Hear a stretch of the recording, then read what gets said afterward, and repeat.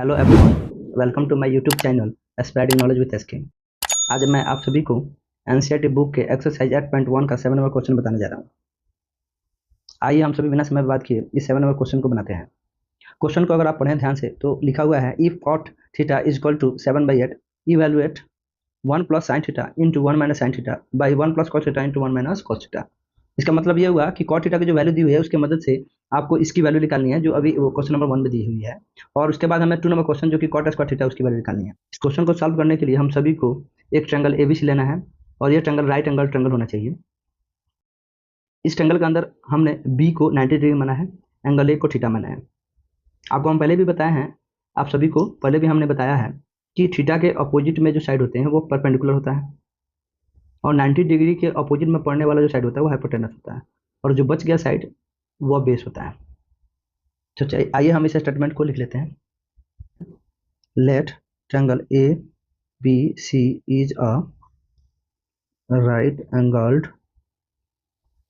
Eight B in which cot theta equal to 7/8 और angle A is equal to theta. Since cot theta equal to 7/8, आपको पता है cot theta tan theta का opposite होता है और tan theta की वैल्यू होती है p/b, सो cot theta की वैल्यू होगी b/p और यहाँ b आपको ab है, सो ab बाई p यहाँ bc है, सो यहाँ bc होगी। अब इसके बाद हमें एक और लेट मानना होगा कि let ab equal to 7k and bc equal to 8k where k is a positive integer. हमने यहाँ ए बी 7 के लिखा है, सो यहाँ हमें ए बी की वैल्यू यहाँ लिख देनी चाहिए। ए बी की वैल्यू 7k है और यहाँ बी सी की वैल्यू भी पता है, इसे लिख देंगे 8k। यहाँ ए सी की वैल्यू हमें पता नहीं है, यानी हाइपोटेनस हमें पता नहीं है। सो यहाँ आपको बेस और परपेंडिकुलर पता है, हाइपोटेनस नहीं पता है। सो यहाँ हाइपोटेनस निकालने के लिए हमें पाइथागोरस थ्योरम का इस्तेमाल करना है। सो हम इसमें पाइथागोरस थ्योरम अप्लाई करेंगे by using Pythagoras theorem. According to Pythagoras theorem H square is equal to P square plus B square. So H square यहाँ क्या है, ए सी है, so A C square equal to B सी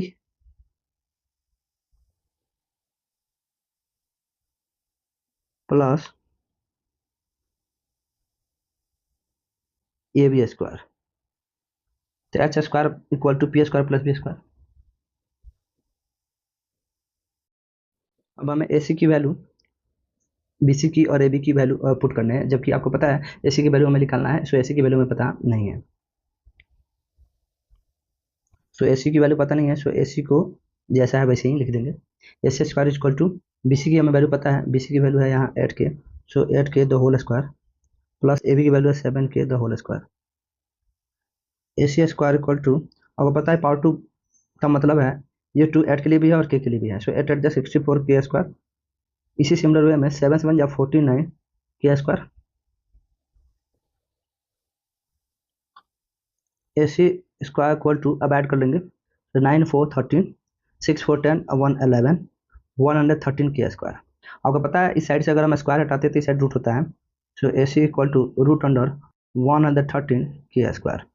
पता है root के अंदर से हमेशा चीज़ें पेयर में ही निकलते हैं, so A C equal to root under 113 into K. आपको पता है पेयर में है, सो ये निकल जाएगा बाहर। So A C equal to root under 113k।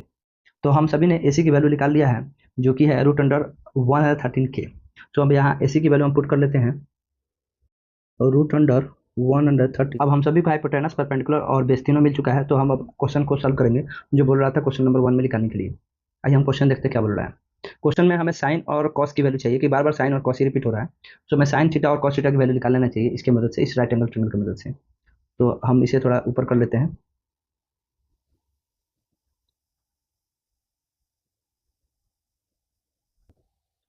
Sign theta equal to P by H होता है, सो पी यहाँ बी सी है, so B C by H यहाँ ए सी है। A C equal to B C की value है 8k और by H की वैल्यू है रूट अंडर 113k। के से के कट गया तो बच गया 8/√113। सो साइन थीटा की वैल्यू हो गई 8/√113। अब हमें कॉस थीटा की वैल्यू निकालना है, कॉस थीटा की वैल्यू होती है B by H, so B यहाँ ए बी है एंड एच है ए सी। ए बी की वैल्यू है 7k बाई ए सी की वैल्यू है √13 के से के क्रॉस आउट हो गया, सो बच गया 7/√13, यानी कॉस थीटा की वैल्यू हो गई 7/√13। हमें एक और वैल्यू देखना है, इसमें निकालना था जो कॉट थीटा है, और कॉट थीटा की वैल्यू में निकालने की जरूरत नहीं है क्योंकि ऑलरेडी क्वेश्चन में ये गिवन है कि कॉट थीटा की वैल्यू 7/8 है, तो इसे अलग से निकालने की जरूरत नहीं है। तो आइए हम इसे अब क्वेश्चन को लिखते हैं बनाने के लिए। अब हम सभी को क्वेश्चन नंबर 1 सॉल्व करना है। क्वेश्चन नंबर 1 है आपका, देख लेते हैं, 1 + sin theta into 1 - sin theta, 1 + sin theta into 1 - sin theta by 1 + cos theta into 1 - cos theta, 1 + cos theta into 1 - cos theta. अब आपको हमने जो अभी साइन की वैल्यू यहाँ ऊपर निकाला है उसी की वैल्यू यहाँ हमें पुट करना है। साइन की वैल्यू जो है यहाँ साइन के प्लेस पर रखना है 8/√13, और कॉस की वैल्यू कॉस के जगह पर रखना है, जो कॉस की वैल्यू 7/√13। सबसे पहले ये ध्यान से देखना है, इसमें एक फॉर्मूला अप्लाई करना है जो हम इधर बगल में लिख रहे हैं साइड में रफ स्केच के फॉर्म में, आपको बताने के लिए। इसे आपको क्वेश्चन में बनाते समय कहीं भी एग्जाम में या कहीं भी अगर आप क्वेश्चन सोल्यूशन कर रहे हैं तो वहाँ ये जो मैं फॉर्मूला बता रहा हूँ इसे मेंशन नहीं करना है, सिर्फ यहाँ अप्लाई करना है। तो मैं क्वेश्चन एक लिख कर दिखा रहा हूँ बगल में।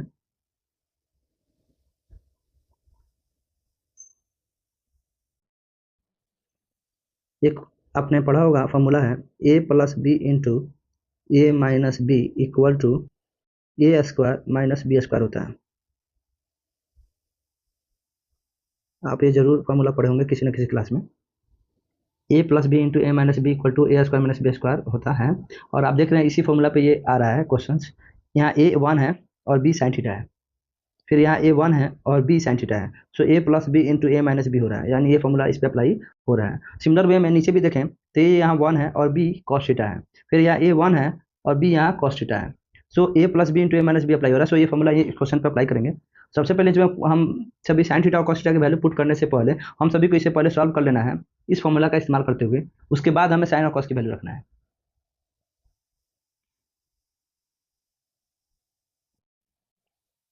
तो 1² लिख सकते हैं, a² मतलब 1² माइनस a² - b² होता है, तो a यहाँ 1 है तो 1², और यहाँ b यहाँ sin थीटा है, so sin theta the whole square by, फिर यहाँ a 1 है और b cos है, so a² - b², so 1² minus cos theta the whole square. अब आगे हम इसे लिखें तो ऐसे लिख सकते हैं, 1 का स्क्वायर करने पे 1 ही आएगा, 1 × 1 1 ही आता है, और साइन थीटा का जो पावर 2 है तो इसका मतलब यहाँ आपको पता है ना, एक बार हम लिखने के लिए आपको बता चुके हैं कंसेप्ट में कि हमेशा जब भी पावर या 3 या 2 हो तो हमेशा साइन के बाद ये पावर आ जाता है तब थीटा आता है। सो sin² थीटा बाई 1 का स्क्वायर करेंगे तो 1 आएगा, और माइनस कॉस का भी स्क्वायर करेंगे तो cos² थीटा। सभी को इसमें साइन थीटा की वैल्यू रखनी है, तो 1 माइनस साइन थीटा की वैल्यू है 8/√13, 8/√13, और इसका पावर 2 है तो इसके भी पावर क्या हो जाएंगे, 2 हो जाएंगे। 1 माइनस कॉस की वैल्यू देख लीजिए, cos थीटा की वैल्यू कितनी है, 7/√13, तो इसकी भी 7/√13, और इसके भी पावर 2 है, सो इसके भी पावर क्या हो जाएंगे, 2 हो जाएंगे। और आपको अब पता है 1 माइनस, और ये पावर 2 का मतलब ये 2 ऐड के लिए भी है और √13 के लिए है, सो √, इधर मैं बता रहा हूँ रफ स्केच में, इसे आपको क्वेश्चंस में नहीं लिखने हैं।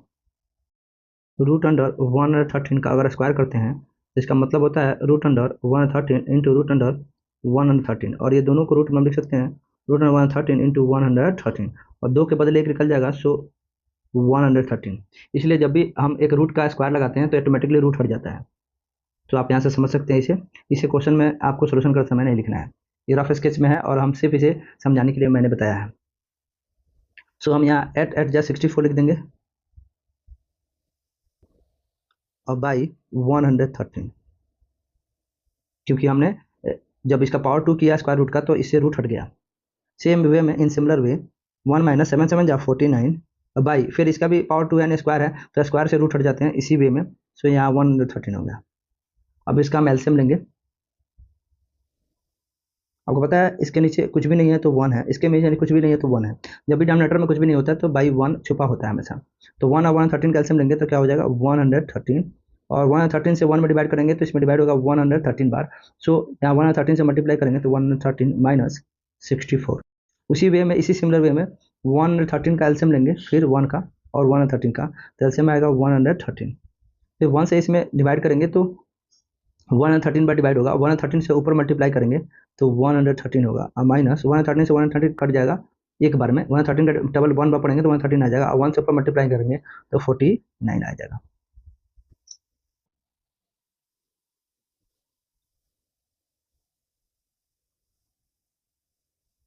अब 113 में 64 जाएगी तो बचेगी 49। उसी प्रकार से नीचे भी घटाना है, 113 से 49 घटाएंगे तो 64 आएगा, 64 और नीचे 113 है। अब आपको पता है ये दोनों एक दूसरे के डिवाइड में है, यानी यहाँ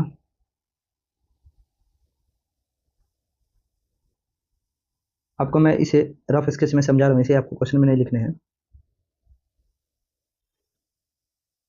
49 बाई 113, और इसका मतलब होता है ये डिवाइड है, ये जो लाइन है इसका मतलब होता है डिवाइड है, तो इसके बीच में क्या लगा हुआ है डिवाइड, 64 बाई 113।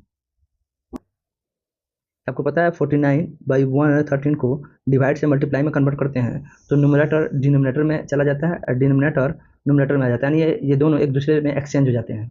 सो 113 बाई 64 ऐसे होगा। तो मैं यहाँ सीधे अप्लाई कर रहा हूँ इसे, ऐसे आपको लिखने नहीं है।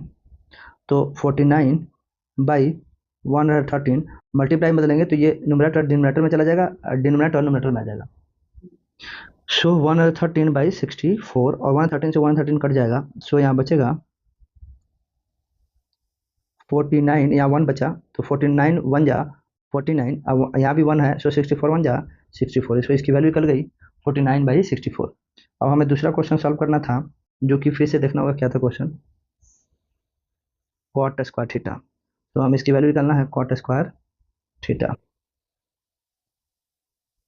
कॉट की वैल्यू थी, कॉट की वैल्यू थी 7/8, तो कॉट की वैल्यू रख देंगे 7/8, और पावर 2 था तो इसकी भी पावर क्या हो जाएगी 2 हो जाएगी। आपको पता है 2 7 के लिए भी है और 8 के लिए भी है, इसका मतलब ये हुआ 7/8 का मतलब ये होता है स्क्वायर का मतलब 7 का भी पावर 2 है और 8 का भी पावर 2 है। ये रफ स्केच है, इसे आपको लिखना नहीं है, इसे आपको नहीं लिखने हैं। सो 7 7 जा 49 बाई 64, 8 जा 64, तो कॉट स्क्वायर थीटा की वैल्यू हो गई 49/64। ये आपका फाइनल आंसर है। मैंने अभी क्वेश्चन पूरा सॉल्व कर दिया 1 और 2। सो अब हम सभी अगले क्वेश्चन पे चलते हैं, क्वेश्चन नंबर 8 पे। आइए हम सभी क्वेश्चन में देखते हैं कि यहाँ 3 cot a इक्वल टू 4 दिया हुआ है। इसकी मदद से आपको ये चेक करना है कि 1 minus tan square A by 1 plus tan square A equal to cos square A minus sine square A और नॉट। इसकी मतलब ये हुई कि एलएचएस में जो वैल्यू दी हुई है वो आरएचएस के बराबर है या नहीं, इसे हमें चेक करके बताना है। तो सबसे पहले हमें टेन, कॉट, कॉस और साइन की वैल्यू निकालना है, और आपको पता है इन सबों की वैल्यू निकालने के लिए हमें परपेंडिकुलर, बेस और हाइपोटेनस की जरूरत पड़ेगी। और यहाँ कॉट की वैल्यू दी हुई है, इसका मतलब यहाँ बी और पी की वैल्यू पता है लेकिन एच की वैल्यू पता नहीं है। इसके लिए हमें एक ट्रेंगल मानना होगा, जो कि यहाँ मैंने माना है ट्रेंगल ए बी सी, जिसमें बी एंगल 90 डिग्री है और एंगल ए को मैंने थीटा माना है। और अब पता है जो थीटा जहाँ होता है उसके जस्ट अपोजिट में जो साइड पड़ते हैं वो परपेंडिकुलर होता है, और 90 डिग्री के अपोजिट में जो साइड होता है वो हाइपोटेनस होता है, और जो बच जाता है वो बेस होता है। आइए हम सभी इस मैंने जो बोला है इसे हम एक स्टेटमेंट के फॉर्म में यहाँ लिख लेते हैं। Let triangle A B C is a right angled at B in which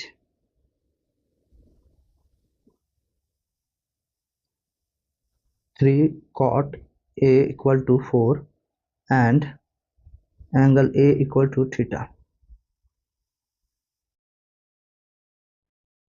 Since 3 cot a equal to 4, आपको पता है ये दोनों के बीच में मल्टीप्लाई है, सो 3 को हम इधर भेजेंगे तो डिवाइड हो जाएगा। सो cot a इक्वल टू 4/3।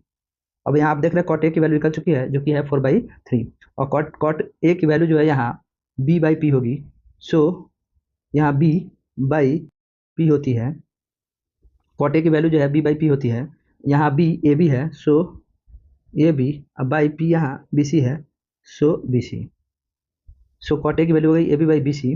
अब इसे हम फिर से मान लेंगे let A B equal to 4k and B C equal to 3k where k is a positive integer. अब हम सभी ए बी की वैल्यू यहाँ लिख देते हैं जो कि है 4k एंड बी सी की वैल्यू है यहाँ 3k और हमें ए सी की वैल्यू नहीं पता है यानी हाइपोटेनस पता नहीं है, यानी हमें परपेंडिकुलर और बेस पता है, हाइपोटेनस हमें निकालना है। सो ये राइट एंगल ट्रायंगल है, सो इसमें हम पाइथागोरस थ्योरम अप्लाई करेंगे।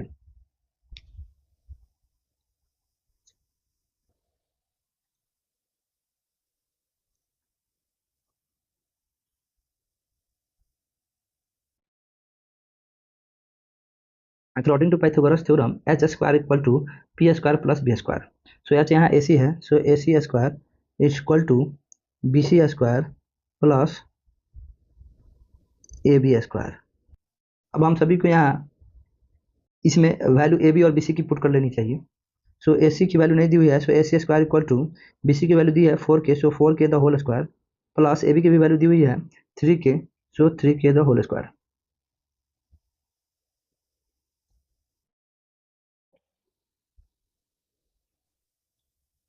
ए सी स्क्वायर इक्वल टू ये 2 पावर 2 है, इसका मतलब ये 2 4 के लिए भी है और k के लिए भी है, सो 4 4 जा 16 k square.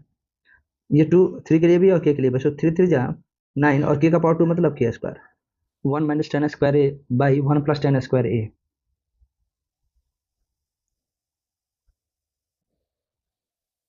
1 minus 10 square A by 1 plus 10 square A equal to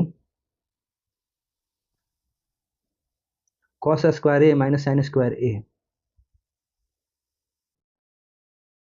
cos square A minus sine square A. अब इसकी वैल्यू हम रखते हैं, 10 की वैल्यू हमने निकाला है 3/4 है, सो 10 के जगह पर हमें रखना है 3/4, तो 1 माइनस 3/4 the whole square by 1 plus 10 square. 10 square की फिर वैल्यू है 3/4, so 3/4 the whole square equal to cos की वैल्यू है 4/5, so 4/5 the whole square minus sine की वैल्यू है 3/5, सो 3/5 द होल स्क्वायर। अब एलएचएस आरएचएस को हमें सॉल्व करते चलना है।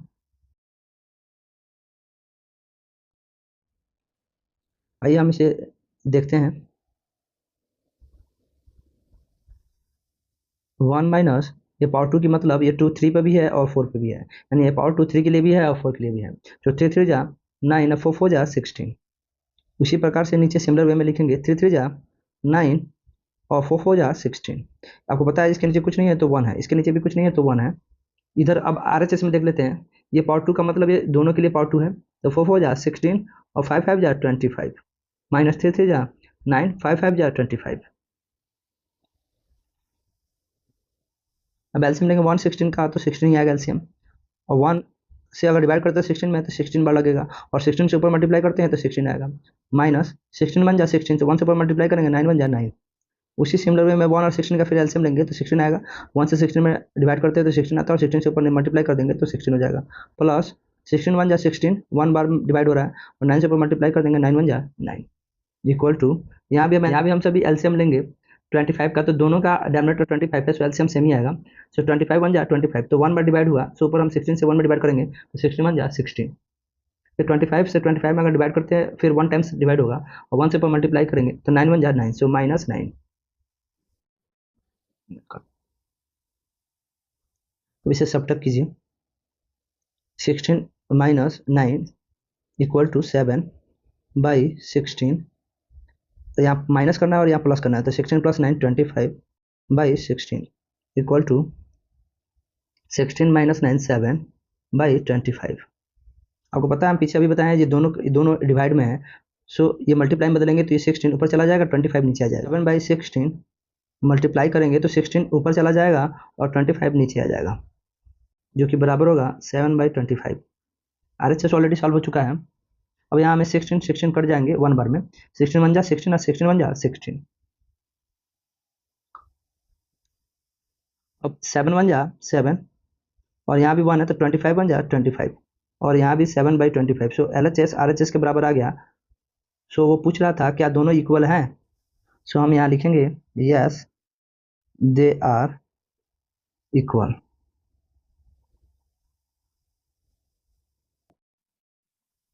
यदि आप सभी को इन सारे क्वेश्चन में कोई भी डाउट है तो आप मुझे कमेंट बॉक्स में लिख सकते हैं।